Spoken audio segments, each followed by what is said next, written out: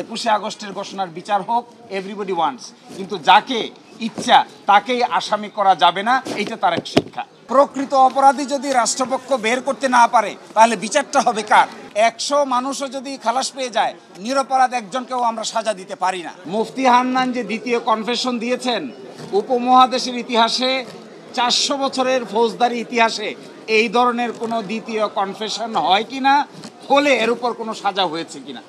আমরা আদালতে দেখিয়েছিলাম যে এই ভারতীয় উপমহাদেশে বিগত 400 বছরের ফৌজদারি বিচার ব্যবস্থার ইতিহাসে দ্বিতীয় কনফেশনের উপর ভিত্তি করে এই ধরনের কোনো সাজা কাউকেই দেওয়া হয় নাই। এবং খুবই ইন্টারেস্টিং, 225 জন সাক্ষী নেওয়া হয়েছে। এই 225 জন সাক্ষীর ভিতরে যাদের কনফেশন আছে সকলকেই টিএফআই সেল, যাকে বলা হচ্ছে টাস্ক ফোর্স সেল, এই টাস্ক ফোর্স ইন্টেলিজেন্স সেলে 200 দিন, 220 দিন, 261 দিন পর্যন্ত রাখা হয়েছে আসামিদের। ফলে তাদের কনফেশনের আইনগত কোনো মূল্য নাই। এবং আরেকটি ইন্টারেস্টিং প্রশ্ন এখানে আছে, এই টিএফআই সেলে যাদেরকে রাখা হয়েছিল, টর্চার করা হয়েছে যাদের, তারা একজন বলেছে আরেকজনকে দেখেছে, শুনেছে, কিন্তু কি কথা হয়েছে, কি কনস্পিরেসি হয়েছে তার কোনো উত্তর দিতে পারে নাই। ইন্টারেস্টিং হলো বাবর সাহেব, আব্দুল সালাম পিন্টু সাহেব এবং যাদেরকে পরবর্তী চার্জশিটে আনা হয়েছে, কায়কোবাদ সাহেব সহ, এই পরবর্তী চার্জশিটের মূল ভিত্তি ছিল রাজনৈতিক বিবেচনা। এই রাজনৈতিক বিবেচনায় তারা বিচার করেছে কাকে কাকে আসামি করলে পরে রাজনৈতিকভাবে দোষারোপ করা যাবে। প্রকৃত আসামি তারা খুঁজতে যায় নাই।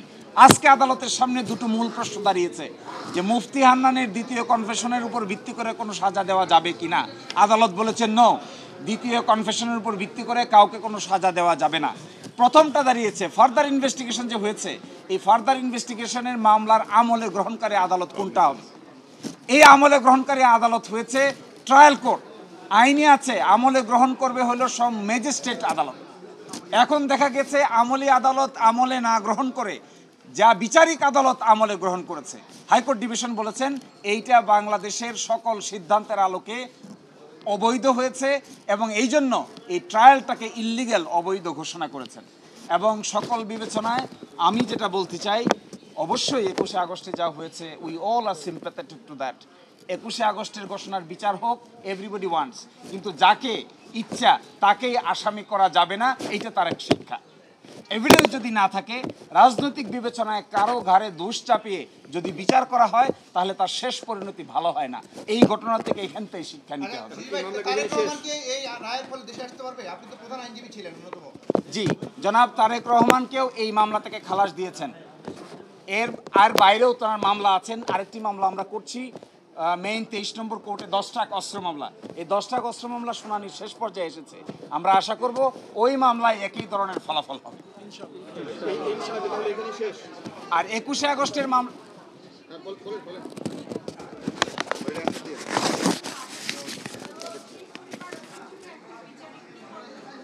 জি দেখেন, 21শে আগস্টের মামলা যারা নিহত হয়েছেন, যারা আহত হয়েছেন, ডেফিনেটলি আমরা সকলেই তাদের প্রতি অত্যন্ত সহানুভূতিশীল।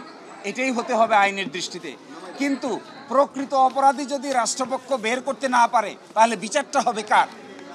100 মানুষও যদি খালাস পেয়ে যায়, নিরপরাধ একজনকেও আমরা সাজা দিতে পারি না। এই আইনের অধীনে যারা নিহত হয়েছেন, যারা পঙ্গু হয়েছেন, যারা জীবন হারিয়েছেন, গুলিবিদ্ধ হয়েছেন, সবার প্রতি we have very close sympathy and empathy to them. কিন্তু এই বলে বাবর সাহেব, এই বলে তারেক রহমান সাহেব, এই বলে মুজাহিদ সাহেব, এই বলে সালাম পিন্টু সাহেব, যাকে ইচ্ছা তাকেই আপনি সাজা দিতে পারবেন না। এটা ক্রিমিনাল জুরিসপ্রুডেন্সের কোনো নিয়মের মধ্যে পড়ে না।